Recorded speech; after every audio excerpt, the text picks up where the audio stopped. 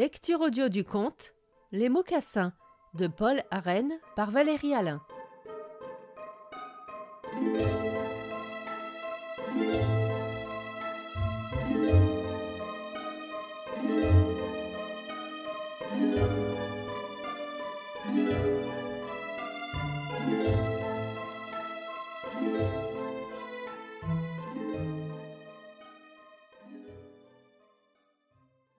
Quand il vit que, décembre tirant à sa fin, le ciel restait bleu comme un satin bleu, que les feuilles ne jaunissaient pas et que les mêmes énormes fleurs couleur de feu brillaient dans les arbres, quand il vit que les oiseaux-mouches, des diamants sur la queue et de l'or aux ailes, continuaient à bourdonner autour des fleurs, et que les grands haras, s'épluchant avec d'aigres cris et semant les gazons brûlés d'une pluie de plumes jaunes et roses, ne songeaient pas à émigrer, quand il comprit enfin qu'en dépit du calendrier, la grande chaleur persistait et que l'hiver ne viendrait pas, alors le petit Friquet fut pris d'ennui.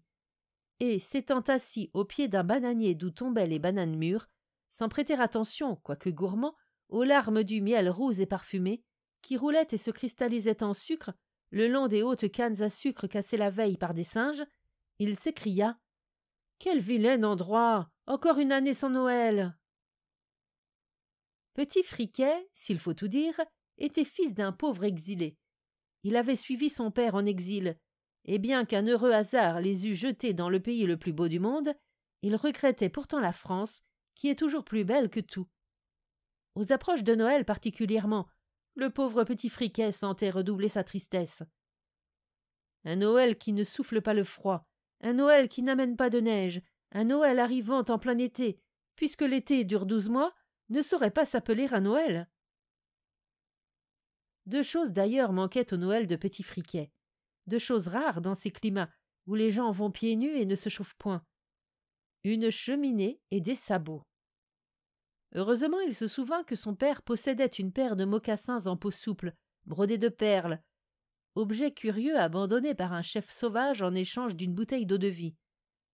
Les mocassins serviraient de sabots. Le trou pratiqué au faîte de la cabane pour laisser échapper la fumée jouerait le rôle de cheminée. Le soir venu, Petit Friquet plaça donc un des mocassins brodés sous ce trou bleu piqué d'étoiles. Puis, ayant embrassé son père qui, triste aussi, pleurait un peu, il alla se coucher, presque consolé et le cœur rempli d'espérance. Oh, le bon sommeil et le beau rêve! Si loin de la patrie, Petit Friquet se retrouva, sans savoir comment, dans son village, tel qu'il est la nuit du réveillon. L'étroite rue blanche et solitaire, entre deux rangs de pignons frangés de glace, s'éclairait au reflet joyeux des fenêtres intérieurement illuminées. Il y avait des chansons dans l'air, une agréable odeur de cuisine et de vin muscat. Et, sur les toits, avec ses bottes qui ne faisaient pas de bruit à cause de la neige épaisse, le bonhomme Noël, du givre à la barbe, passait, regardant par l'ouverture de chaque cheminée et jetant dedans des joujoux qu'il tirait d'une grande boîte. Puis le bonhomme Noël s'arrêta et, s'accotant à un tuyau, « Allons, voilà ma tournée finie. Il s'agit maintenant de souffler un peu et de fumer une bonne pipe. » Mais tout à coup, grattant le bout de son nez que la bise avait rendu rouge, « Ah, sapristi, et le petit Friquet que j'oubliais. J'ai malheureusement tout distribué. Que diable vais-je fourrer dans les mocassins brodés de perles ?» Friquet, de son lit, se disait « Si Noël, puisqu'il n'a plus rien, pouvait seulement m'apporter une belle poignée de neige, de cette neige blanche et froide qui me fait regret tous les ans, volontiers je m'en contenterais, elle me rappellerait la France. » Alors, comme s'il eût entendu, le bonhomme ramassa sur la pente du toit une belle poignée de neige, la mit dans sa hotte, alluma sa pipe et partit. La pipe brillait dans la nuit. Des bergers la prirent pour une étoile. Hélas, pensait Petit Friquet, le voyage est long, le bonhomme est vieux. Si fort qu'il marche et qu'il se presse, sous le soleil brûlant, à travers les déserts, avant qu'il soit arrivé ici, la neige sera fondue.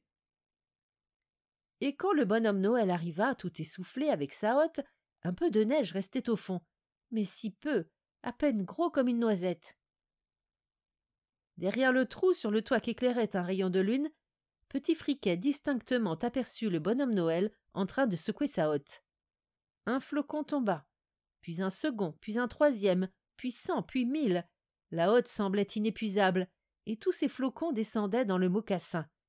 Bientôt le mocassin déborda, la neige envahit la cabane. Alors un coup de vent balaya la neige qui, s'en allant par la porte et voltigeant sur tout le pays, comme un essaim de mouches blanches, couvrait la montagne et les plaines et suspendait aux épines des cactus, aux guirlandes des lianes, aux palmes découpées des cocotiers, d'immenses draperies d'argent au milieu desquelles éclataient les calices des fleurs tropicales et le plumage multicolore des infortunés haras ébouriffés en boule, silencieux, la queue pendante et le bec sous l'aile. La cabane à présent avait des vitres, et ces vitres s'étaient couvertes des beaux dessins que fait le givre. Elle avait une cheminée. Sur les landiers de fer, une énorme bûche s'écroulait en braise. Ruisselant de jus, la peau dorée, une dinde rôtissait devant. Encapuchonnés de la neige aux pieds et grelottant avec délice, des voisins, des amis arrivèrent. On eut très chaud, on se serra. On entendait, bien à l'abri, souffler la bise. Ce fut un joyeux réveillon, un vrai réveillon de Noël. Et même au dessert, Petit Friquet, que le bien-être ne rendait pas égoïste, voulut ouvrir la fenêtre à un oiseau-mouche transi qui cognait du bec sur les vitres. Par exemple, quand arriva le matin, la cabane était redevenue cabane. Au dehors, plus de traces de neige. Un ciel bleu, un soleil brûlant. Les oiseaux-mouches bourdonnaient toujours, les grands haras criaient toujours dans les arbres. Seulement, Petit Friquet retrouva tout humide ses mocassins brodés de perles. Mais ce pouvait être la rosée de la nuit. Et cela est vrai? Pourquoi pas? Surtout quand il s'agit du bonhomme Noël. J'avoue avoir foi au miracle. Petit Friquet, lui aussi, croit à la réalité de son aventure. Il me l'a sérieusement et fort gravement raconté. Petit Friquet est ici avec son père revenu d'exil, et c'est chez eux que, cette année, j'ai promis de faire réveillon.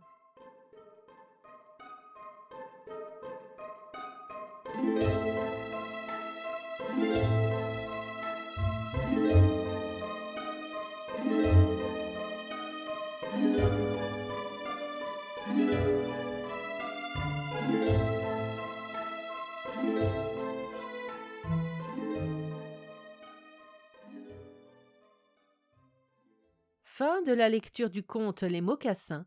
Merci de votre écoute, je vous rends vos oreilles, cœur avec les doigts.